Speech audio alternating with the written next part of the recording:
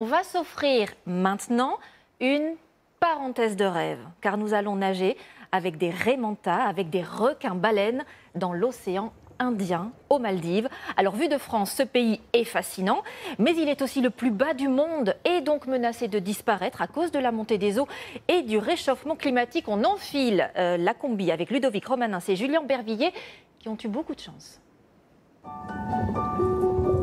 Tête aplatie, tache blanche caractéristique, c'est le plus gros poisson du monde.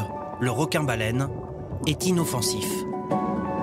Il passe à côté de nous à 5 km/h à la recherche de plancton, de crevettes et de petits crustacés.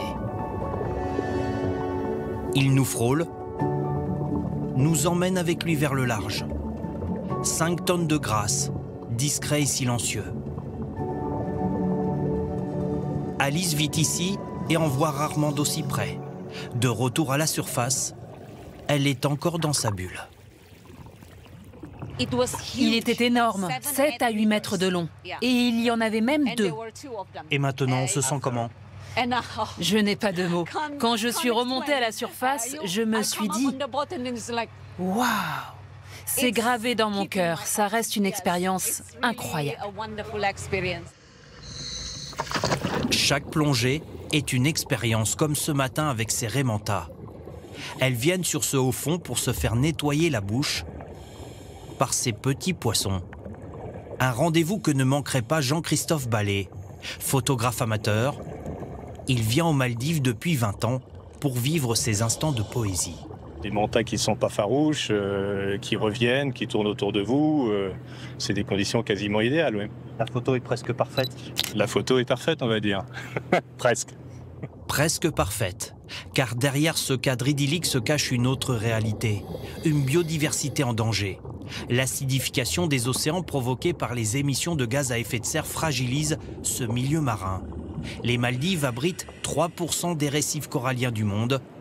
Ils disparaissent d'année en année. C'est un désastre parce que le processus est déjà engagé et on ne peut pas faire marche arrière. Les substances vitales à la survie du corail disparaissent et il meurt de plus en plus. Un constat partagé par cette association.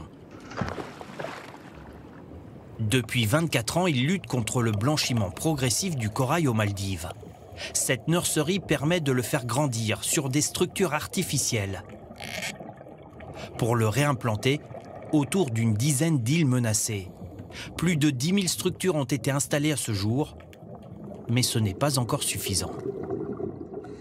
C'est pas une lutte contre la montre, c'est pas une lutte contre les éléments, c'est une lutte contre les hommes. Faut bien comprendre que c'est nous qui détruisons tout. Ce corail est pourtant essentiel pour les 1192 îles de l'archipel. En se désagrégeant, il forme ce sable blanc qui permet aux îles de ne pas être englouties. Moins on a de corail, et plus le risque est important. 80% des terres sont situées, comme ici, à moins d'1 mètre au-dessus du niveau de la mer. Le pays le plus bas du monde est particulièrement concerné par la montée des eaux et le réchauffement climatique.